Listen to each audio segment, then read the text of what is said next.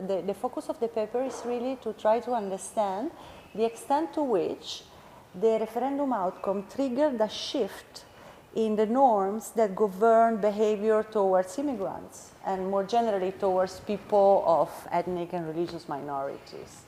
And of course, hate crime is a very extreme type of behavior, but precisely because it is a bit extreme and involves violence, it is recorded in crime statistics, and therefore it's easily measurable.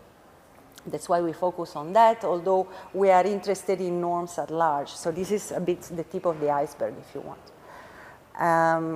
And of course, the referendum is very, very interesting for social scientists because it is a very public, salient event. And to a large extent, from the day before or the week before the referendum to the day after or the week after the referendum, nothing had really changed in terms of, for instance, policies or legislations had not changed. So if you find that people abruptly started to behave differently, this has to be because of the referendum. So this makes it very interesting for us to study because we can really be sure about the causality of events. And there is a consensus among academics and generally among observers that attitudes towards immigrants played an important role in shaping the vote outcome.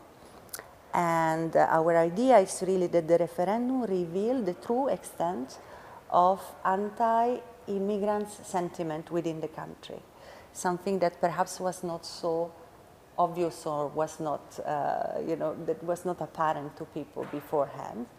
And therefore, this sort of translated into a shift of the norm. It became a little bit more acceptable, socially acceptable, to sort of express anti-immigrants' views. And indeed, our data support this notion. So they support the notion that after the referendum, there was an increase in hate crimes. And actually, this is quite abrupt. So you really see a spike in hate crimes in the days immediately following the referendum. So really, really sudden change. And also, the change is not necessarily short-lived. We look at data up to mid-2017, and our data is consistent with a longer-term increment. One thing that we think is quite interesting about the data is that it shows that the increase in hate crime was more pronounced in Remain areas. So areas where actually the incidence of hate crime per immigrant is lower, which may appear counterintuitive. You would imagine that, you should see a higher increment in hate crime in areas where there is generally more hate crime and people tend to dislike immigrants more. But actually, we think that this finding is consistent with the sort of information hypothesis that we have, this notion that the referendum revealed new information about the way people really feel.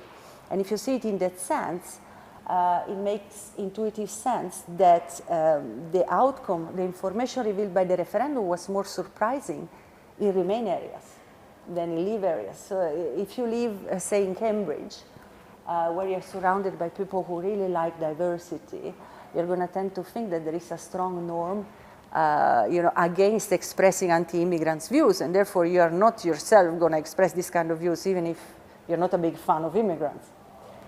So now suppose that all of a sudden it becomes clear in a very public way that actually the majority of people in your country think the same way as you.